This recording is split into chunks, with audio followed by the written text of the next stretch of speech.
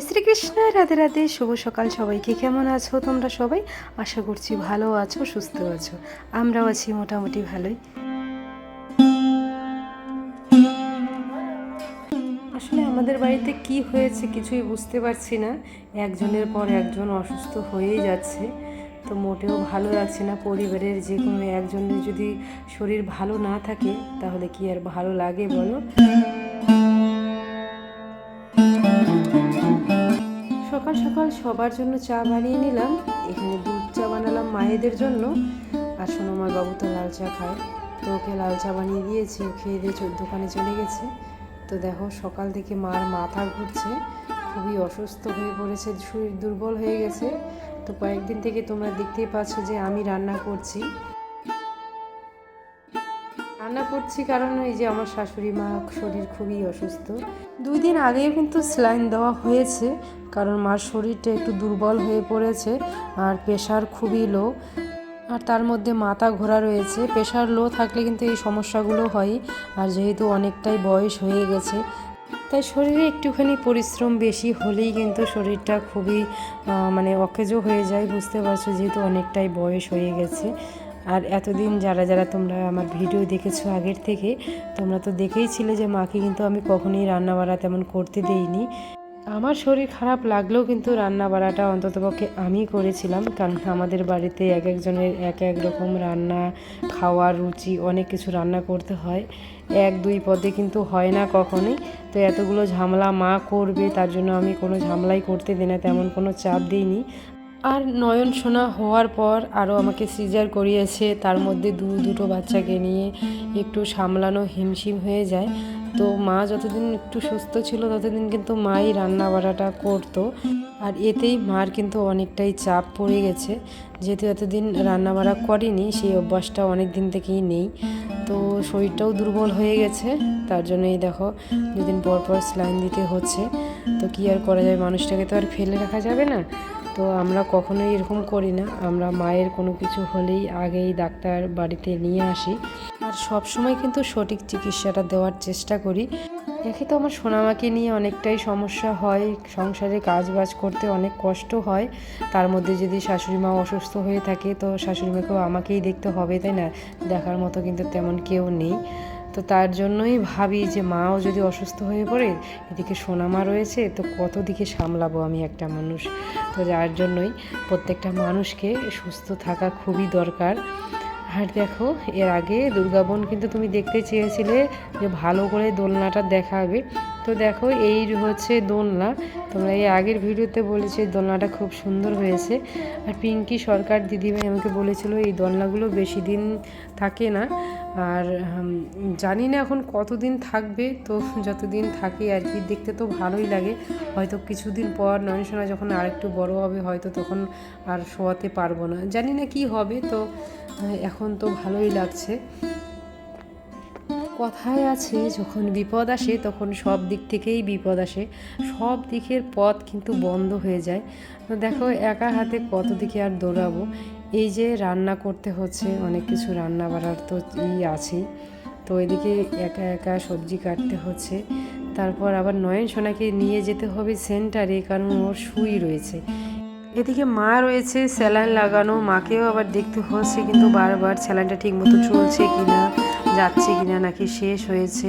আর আমি এখন চলে এসেছি রান্নাঘরে, রান্না বাড়াটা তাড়াতাড়ি করতে হবে। আর 2 সোনার কাছে রয়েছে আমার মা। তো ভয়েসটা তো আমি পরের দিন দিচ্ছি। আমার নয়ন সোনাকে 3-3টে সুই দিয়েছে, আর এই সুইয়ের ব্যথায় জ্বর এসে পড়েছে, বারবার ঠান্ডা জলে সেঁক দিতে হচ্ছে, ওষুধ খাওয়াতে হচ্ছে। জ্বর তো কিছুতেই কমছে না, তো যতক্ষণ ব্যথাটা থাকবে ততক্ষণ নাকি জ্বরটাও থাকবে।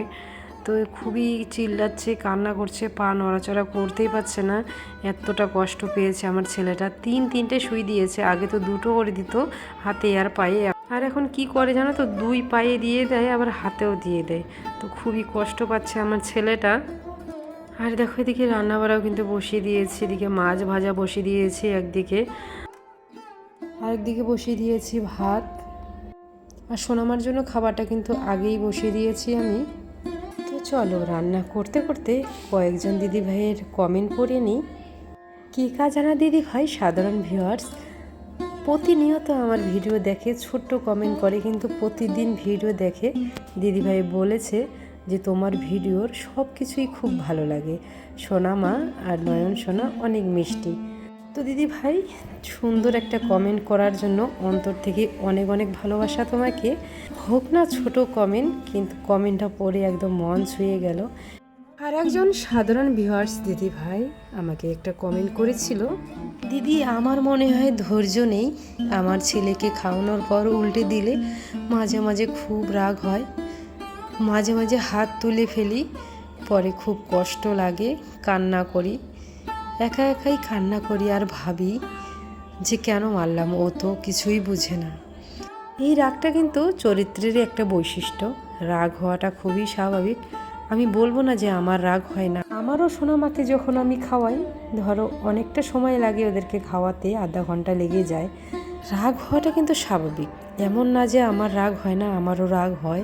কিন্তু একটা কথা ভাবতে হবে, আমাদের মতো বাচ্চা যাদের যাদের আছে, আমরা মায়েরা কিন্তু সবাই জানি আমাদের বাচ্চাদের কিন্তু আমরা ছাড়া, মা বাবা এই দুইজন ছাড়া কেউ কিন্তু লালন পালন করতে পারে না। বলতে পারো এদের পৃথিবী হলো মা বাবা, এদের মা বাবা ছাড়া আর কেউ নেই। আমরা মা বাবা হয়ে যদি এদেরকে অবহেলা করি, তাহলে অন্য মানুষ আর কী করবে বলো। এমনিতে কিন্তু প্রচুর কথা শুনতে হয় এদের জন্য, নানা কথা, সেসব কথা নাই বা বললাম। তো একটা কথাই মাথায় রাখতে হবে, আমরা মা বাবারা ছাড়া এদের কিন্তু আপনজন কেউ নেই, কারণ আমরাই পারবো এদেরকে সেবা করতে। সবাই এড়িয়ে যেতে পারলেও মা বাবা কিন্তু কখনোই এড়িয়ে যেতে পারবে না। তো দিদি ভাই তোমাকে একটা কথাই বলবো, তুমি শুধু এইটুকুই মনে রেখো, রাগ হলেও রাগটাকে কন্ট্রোল করতে হবে, কারণ এদের আমরা ছাড়া কেউ নেই। আমরা যদি এখানে না বুঝি তাহলে কে বুঝবে বলো। তাই বললাম যখনই রাগ হবে মাথাটাকে শান্ত করো। কথা বলতে বলতে দেখতেই পেলে কত রান্না করে নিলাম, মাছের তরকারি করে নিয়েছি, আর করলাম মূলো শাক ভাজি। প্রতিদিন মূলো শাক আনছে, তো আর করব হচ্ছে এই যে আলু দিয়ে একটু সয়াবিন কষা। এটা হচ্ছে বরমশাইয়ের আবদার। মাছের তরকারি রান্না করেছি ঠিকই, কিন্তু মাছ অতটাও ভালোবাসে না। ভাই তো এখন মাছের তরকারি বা মাছ খাচ্ছেই না। রান্নাঘরে ঢুকলে একটার পর একটা রান্না হচ্ছে, তো তাড়াতাড়ি করে রান্নাটা কমপ্লিট করে একটার মধ্যে চলে যেতে হবে সেন্টারে, কারণ ওই যে বলেছিলাম যে নয়ন সোনার সুই রয়েছে। আর ধরিত্রী দিদি ভাই খুব সুন্দর একটা কমেন্ট করেছিল, বলেছে আমি তোমার প্রতিদিন ভিডিও দেখি, লাইক করি, কিন্তু কমেন্ট করতে পারি না, কিছু মনে করো না, দোলনাটা খুব সুন্দর হয়েছে, আমি তোমাকে দেখে কাজের উৎসাহিত পাই। তো দিদি ভাই তোমাকে অন্তর থেকে অনেক অনেক ভালোবাসা। আসলে বড় কমেন্ট করতে হবে না, ছোট্ট একটা কমেন্ট করলেই হবে, তাহলে আমি বুঝবো তোমরা আমার সাথেই রয়েছো, পাশেই রয়েছো। আর দুর্গা বোন আমাকে একটা কমেন্ট করেছিল অনেক বড়, তো বোন জিজ্ঞাসা করেছিল দিদি ভাই দোলনাটা কোথা থেকে কিনেছো আর দাম কত পড়লো। তো বোনু দোলনাটা হচ্ছে ফ্লিপকার্ট থেকে কিনেছি অনলাইনে। ওই দিন আমি বলেছিলাম কিন্তু ভিডিওতে যে অনলাইনে পার্সেল এসেছে, দেখিয়েওছিলাম যে গাড়িতে করে দিয়ে গেল। তো যাই হোক, অনলাইনে কিনেছিলাম ফ্লিপকার্টে, আর দাম নিয়েছিল 2395 টাকা, মানে 5 টাকা কম 2400 টাকা নিয়েছিল। আর তুমি বলেছিল যে ব্যবহার করে বলবে যে কীরকম জিনিসটা। তো এখনও পর্যন্ত তো নয়ন সোনা ছোটো রয়েছে, তাই মনে হচ্ছে যে ঠিকঠাকই আছে, জানি না আর কয়েকদিন পরে কি হয়। তুমি বলেছিলে যে লোকাল মার্কেট থেকে কিনেছিলাম, তা ভালো হয়নি, তো জানি না এটা কি হবে। তো পরে যদি কোনো অসুবিধা হয় অবশ্যই বলবো। আর দিকে দেখো সোনামার কিন্তু ছান্ডানো হয়ে গেছে, তো এখন চলে যাব নয়ন সোনাকে নিয়ে সেন্টারে। সোনামার বাবু চলে এসেছে, তো ওর গাড়িতেই যাব আর কি, হেঁটে যাব না, পাশেই, বেশি দূর না। আর তুমি জিজ্ঞাসা করেছিলে যে নয়ন সোনাকে দেখালে কি অসুবিধা হয় ভিডিওতে, যদিও বা ওই ভিডিওতে বলেছিলাম ইউলো ডলার দেয়, তো অনেকেই কিন্তু জানে না ইউলো ডলার মানে কি, মানে সাধারণ ভিউয়ার্সরা তো জানবেই না, কারণ এটা ইউটিউব সম্বন্ধীয় ব্যাপার। ভিডিওতে বেশি বাচ্চাদের যদি দেখায় সেখানে ইউলো ডলার দিয়ে দেয়, ইউলো ডলার মানে হচ্ছে সেই ভিডিওতে কোনো ইনকাম হবে না, আর গ্রিন ডলার যদি আসে তাহলে কিন্তু ইনকাম হবে। মানে আমার তো মনিটাইজেশন হয়ে গেছে চ্যানেলে, তার জন্যই আর কি। মনিটাইজেশনের আগে কিন্তু বোঝা যাবে না ইয়েলো ডলার বা গ্রিন ডলার, যখনই চ্যানেলটা মনিটাইজ হয়ে যাবে তখনই কিন্তু এটা আসে আর কি। তো যাই হোক, তার জন্যই বেশি দেখাই না সোনাদেরকে। ইউটিউবে কিন্তু প্রচুর নিয়ম আছে, নিয়মগুলো লঙ্ঘন করলেই এরকম রেস্ট্রিকশনে ফেলে দেয়। আর যখনই ইউলো ডলার চলে আসে সেই ভিডিওতে $1 জমা হয় না, ডলার তো দূরের কথা 1 সেন্টও জমা হয় না। তো তার জন্যই অনেক বুঝে শুনে ভিডিও করতে হয়।